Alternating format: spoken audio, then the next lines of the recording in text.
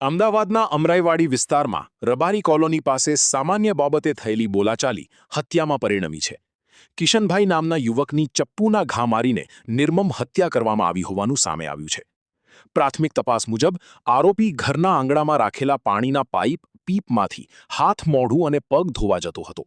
આ બાબતે મૃતક કિશનભાઈ અને તેમની પત્નીએ વિરોધ કરતા બંને પક્ષ વચ્ચે બોલાચાલી શરૂ થઈ હતી.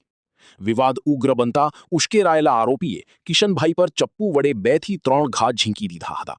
ગંભીર રીતે ઘાયલ થયેલા કિશનભાઈનું મોત નીપજ્યું હતું. ગઈકાલ તારીખ 1/7/26 ના રોજ આશરે 11:15 આસપાસમાં બિલ્ડર નંબર 69 રબારી કોલોની બાજુમાં ફરિયાદીના કહેવા મુજબ ફરિયાદી તથા જે ભોગ બનનાર છે તેના પતિ બંને ઘરે બેઠા હોય અને એક ઈસમ આવેલો અને પોતાના ઘરના ફળિયામાં જે એક પાણીનું પીપ પડેલું હોય એમાંથી હાથ પગ મોઢું ધોવા જતા ફરિયાદીએ અને તેના પતિએ વિરોધ કર્યો.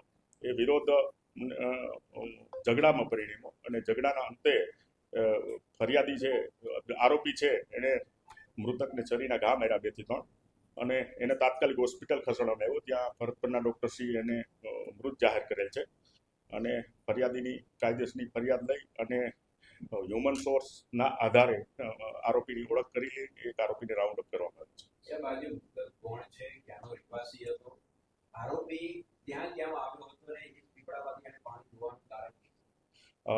ફરિયાદીના કહેવા પ્રમાણે આરોપી અવારનવાર એના ઘરની સામે ઉઠલો છે ત્યાં એના મિત્રો સાથે બેસતો હોય અવારનવાર અલગ અલગ દિવસોની અને જે મૃતક છે, ભોગ બનનાર છે, એ મૂળ ગોમતીપુરનો છે અને છેલ્લા 1.5 વર્ષથી અહીંયા અમરાઈવાડી ખાતે રહેતો હોય ભાડાના મકાનમાં. મૃતકનું નામ શું છે ને એનું કામ શું છે? મૃતકનું નામ છે કિશનભાઈ અને જે છૂટક મજૂરીનું કામ કરે છે, લારી ચલાવે છે અને છૂટક મજૂરીનું કામ કરે છે. એક આરોપીને રાઉન્ડ અપ કરેલ છે જેની અત્યારે તપાસ ચાલુ છે અને